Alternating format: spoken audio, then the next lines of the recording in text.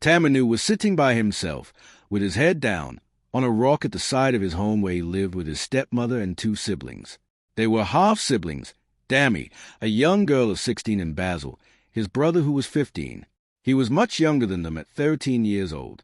He was the youngest child of the house from his late mother who came in as a second wife. His mother was married off to his father as a repayment for a debt owed to him for a loan he had given to her father while she was barely a teenager.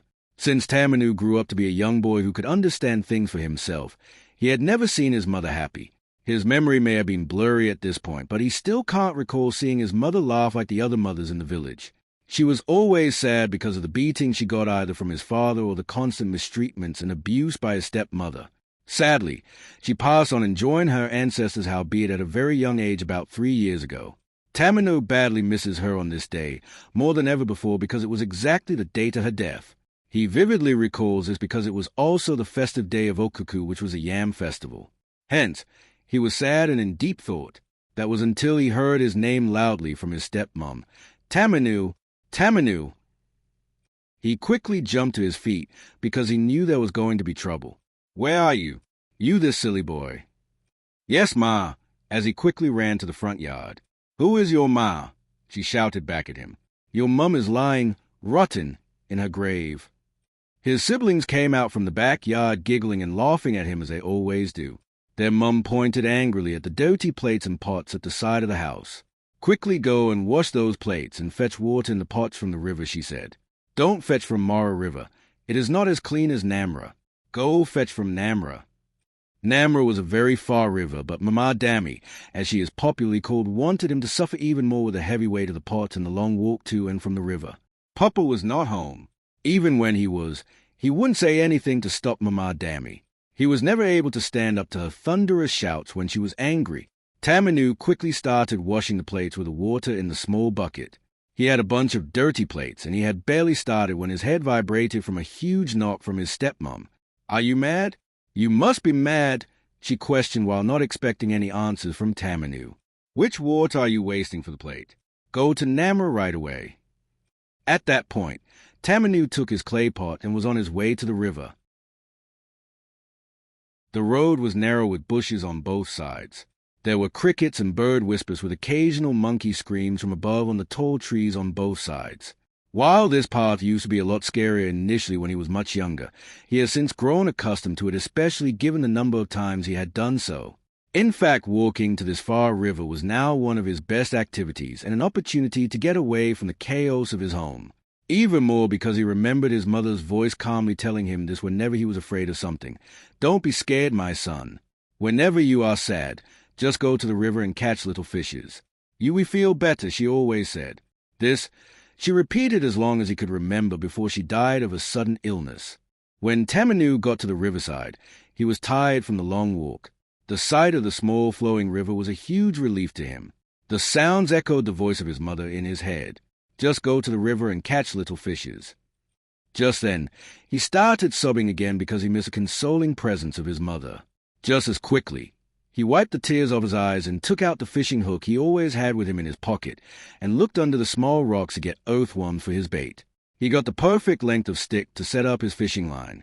He swung as far as he could to get it into the water to increase the possibility of catching a fish where the river flow was a lot calmer.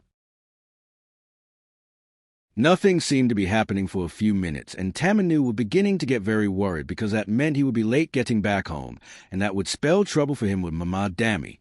Suddenly, the line shook vigorously, and happiness quickly replaced what was becoming another round of sadness. He pulled hard excitedly to reveal his catch, which was the most beautiful fish he had ever caught. It had a shining greenish glow to its body. He removed the hook from the mouth of the fish. As soon as he did so, he got the shock of his life because the fish spoke in a clear, anxious voice. "Please free me. Please free me," it said. Tamanu was still very shocked to hear a fish talking to him. But he quickly found his wit about him and replied, "But I am very hungry. If I free you, I will go hungry." The fish pleaded more, "If you let me go, you will never go hungry again if you follow my instructions." Tamanu stayed quiet for a while and gave a thought to what he was hearing. He felt pity on the fish and decided that he would release the fish. "All right, I will let you go, but you must be careful because some other person wouldn't be so nice." On hearing this, there was an instant relief for this beautiful fish which made her glow even brighter and said, "Please reach into the base of my mouth and take the greenish pearl. It is a magic pearl, and you can request of it any 3 wishes of your innermost heart desire. You must do so with the thought of someone with a pure and loving heart in mind, and more importantly, make sure you will be able to control the outcomes you are expecting. Your request will be granted immediately, after which the pearl will disappear forever and I will be free." Tamanu was a bit surprised. "Free from what?" he asked with a shaky voice. "Free from my bondage," the fish replied. "But if you fail to follow the rules, then terrible things will happen to you." After Tamanu had taken out the pearl, he put it in his pocket.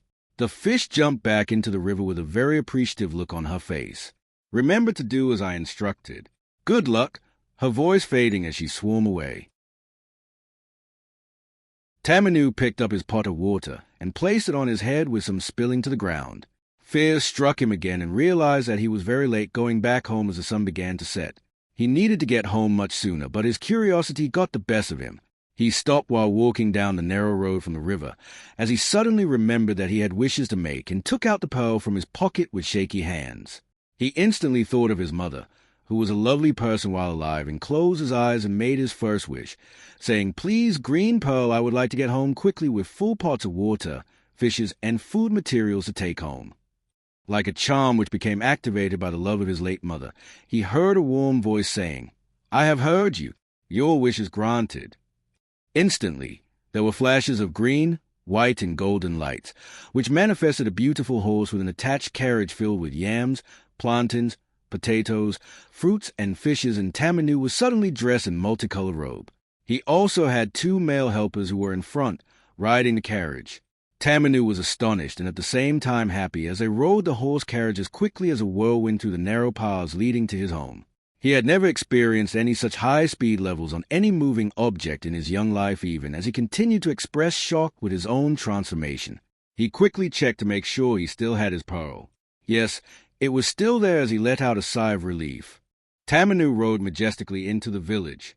There was already words of his magical transformation, which went ahead of him before his arrival into town. His stepmother and siblings were already furious with him.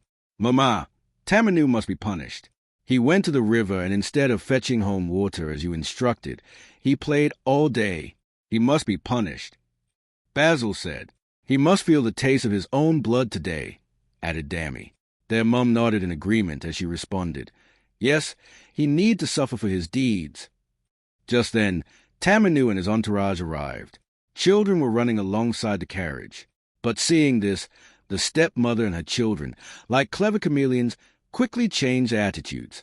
They knew that Tamanu had suddenly become successful even as a young boy, and they must pretend now to love him.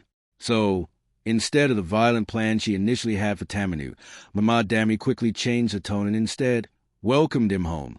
"Welcome home, my lovely son," she said, as the 2 helpers offloaded the food items and all the things in the carriage into the house.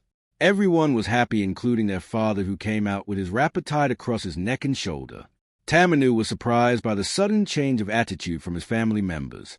He felt sadness and happiness at the same time as a result. But in a few minutes, the carriage left with the men and they quickly disappeared out of sight. Yes, they disappeared after getting far away from the people in the village.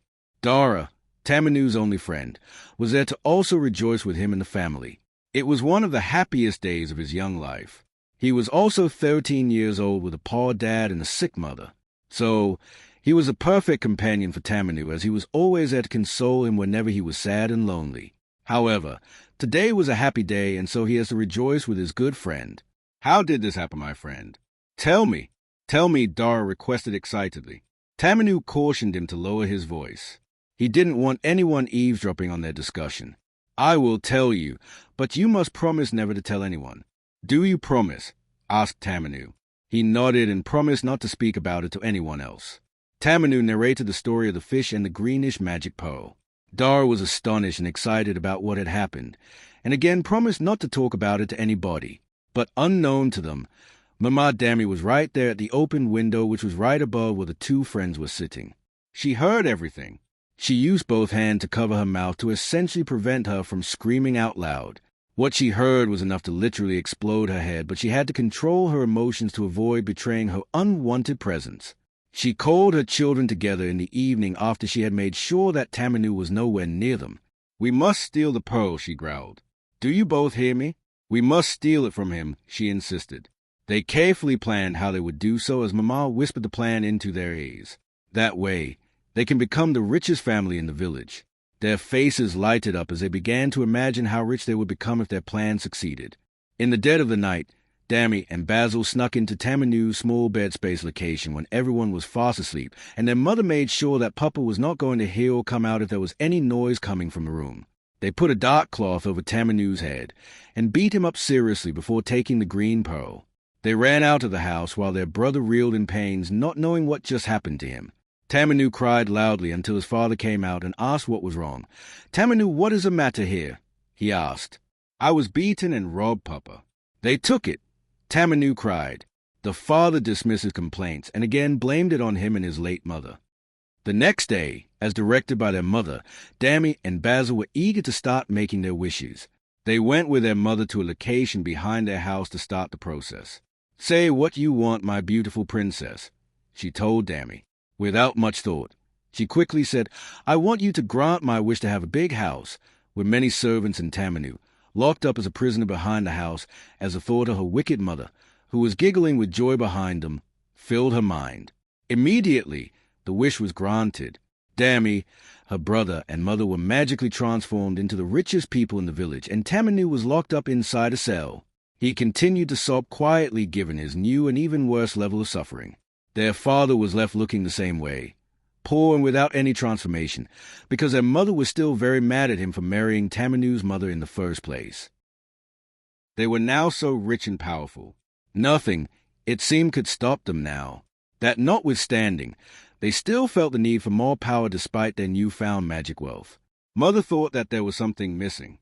"I think we still need to have more power, my children," she stated while the children listened attentively. "Money alone would not make us the most powerful family in this village," she continued. "We must fortify ourselves further and become stronger than the king himself," she said, reassuring her children of why this was the right choice.